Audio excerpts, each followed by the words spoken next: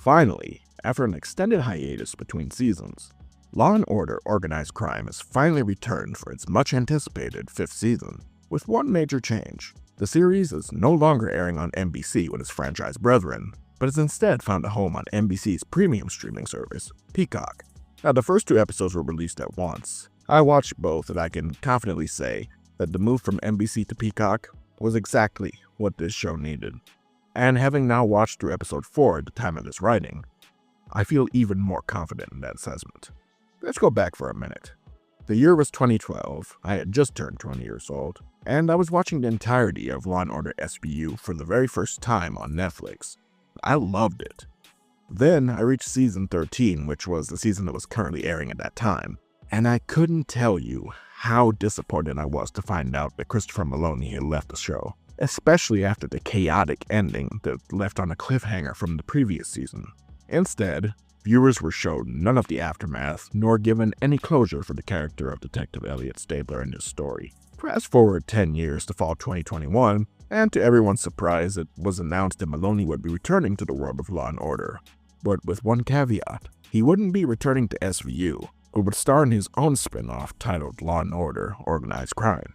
Personally, I was delighted to see Meloni return to the Law & Order world after a decade of watching him in various different roles from True Blood to Happy. But I have to admit that when it was first announced, I was kinda worried that it would be a one-season situation given the history of the various failed Law & Order spin-offs like Law & Order LA, Law & Order Trial by Jury, and Law & Order True Crime. Up to that point, SVU had been my favorite Law & Order series, so I thought it would be safer for him to return there, especially since that's where the character originated. But I couldn't have been more wrong. I am so glad that NBC and Dick Wolf were able to conceive this show for Stabler because it's the best goddamn entry in the entire Law & Order franchise. As far as the longest running series in the franchise go, I could never really get into the original series. It's not bad, and I do watch it from time to time, especially when they do the crossovers with the other shows, but I was never fully invested in it because it just came off as talking heads relaying exposition. And 35 years in, some things never change. The SVU was more personal, given the nature of the subject matter, and so was Criminal Intent, which ended up being a lot better on rewatch than I initially gave it credit for. And then Organized Crime came along, and as I said, easily became my favorite of all the series before it even reached halfway through the first season, and it's remained that way for the past 5 years. Despite the show's notorious reputation for changing showrunners a multitude of times in that period, to me, this barely felt like a Law & Order show to begin with. If it hadn't been for the 20+ years of history that the Stabler character brought with him, connecting it to the parent series and in turn the other Law & Order series, this could have easily been an entirely different project altogether. Now, the writing was intriguing, the storylines were tightly serialized and suspenseful, the cast had great chemistry together, and the addition of the other Stabler family members that we never knew about nor were mentioned at all in SVU made Season 4 of Organized Crime one of the best of its entire run thus far. However, as much as I was enjoying it, I couldn't help but think that the show's ability to reach its true potential was being hampered by broadcast network standards.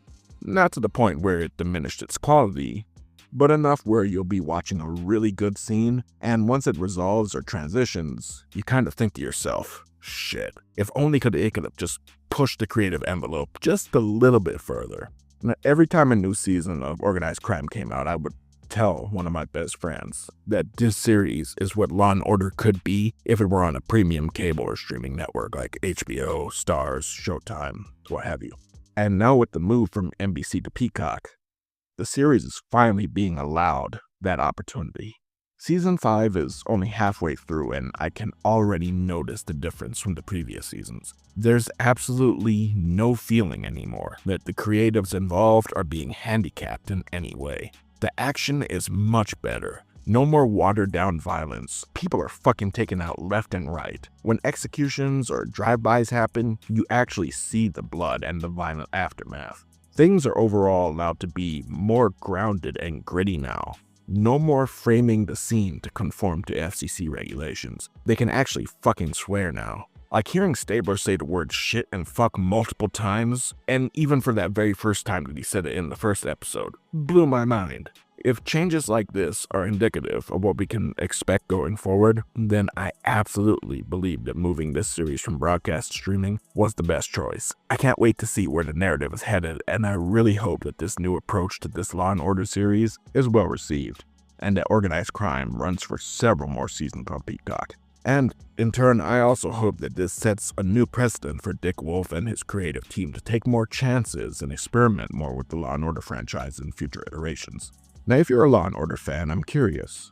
What's your opinion on organized crime as a whole? Do you think the series was good from the start? Did it take some time to grow on you? Did you never like it from the start? Ultimately, do you feel that the move from NBC to Peacock will prove to be beneficial or detrimental to the show's success? Would the lack of censorship and increase in creative freedom make up for the fact that its new home makes it less accessible than its former one on broadcast? Only time will tell, but feel free to speculate for now in the comments. I'd like to take a moment to thank you all for your time. I sincerely appreciate it. If you liked this video, I kindly ask that you subscribe to the channel, leave a like, hit the bell for notifications, and share it with anyone who you feel may be interested. Until next time everyone, be safe, take care of yourselves, and each other.